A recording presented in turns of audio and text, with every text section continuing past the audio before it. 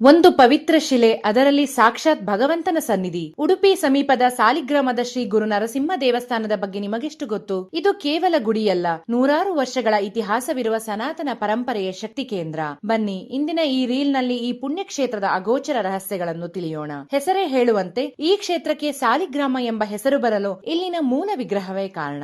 ನಾರದ ಮಹರ್ಷಿಗಳು ಲೋಕ ಕಲ್ಯಾಣಕ್ಕಾಗಿ ಆಕಾಶ ಮಾರ್ಗವಾಗಿ ಸಂಚರಿಸುವಾಗ ಇಲ್ಲಿನ ಪವಿತ್ರತೆಯನ್ನು ಕಂಡು ಸ್ವಯಂಭೂ ಸಾಲಿಗ್ರಾಮ ಶಿಲೆಯಲ್ಲಿ ಮೂಡಿಬಂದ ಶ್ರೀ ನರಸಿಂಹ ದೇವರನ್ನು ಪ್ರತಿಷ್ಠಾಪಿಸಿದರು ಎಂದು ಪುರಾಣಗಳು ಹೇಳುತ್ತವೆ. 8ನೇ ಶತಮಾನದ ಬನವಾಸಿ ಕದಂಬರ ಕಾಲದ ಶಾಸನಗಳು ಈ ಕ್ಷೇತ್ರದ ಪ್ರಾಚೀನತೆಗೆ ಸಾಕ್ಷಿಯಾಗಿವೆ. ಪಶ್ಚಿಮಾಭಿಮುಖವಾಗಿರುವ ಈ ದೇವಾಲಯದ ವಾಸ್ತುಶಿಲ್ಪ ಅದ್ಭುತ. ಇಲ್ಲಿ ಸ್ವಾಮಿ ನರಸಿಂಹನು ಶಾಂತ ಸ್ವರೂಪನಾಗಿ ನೆಲೆಸಿದ್ದಾನೆ. ಕೋಟ ಬ್ರಾಹ್ಮಣರ ಕುಲದೈವ ಮತ್ತು ಗುರುವಾಗಿರುವ ಈ ನರಸಿಂಹ ತನ್ನ ಭಕ್ತರನ್ನು ತಂದೆಯಂತೆ ಸಲಹುತ್ತಿದ್ದಾನೆ. ಈ ಮಣ್ಣಿನ ಕಣಕಣದಲ್ಲೂ ಭಕ್ತಿಯ ಕಂಪನವಿದೆ. ಸೂರ್ಯ ಮುಳುಗಿ ದೀಪಗಳು ಬೆಳಗಿದಾಗ ಈ ಕ್ಷೇತ್ರ ಒಂದು ದಿವ್ಯ ಲೋಕದಂತೆ ಕಂಗೊಳಿಸುತ್ತದೆ.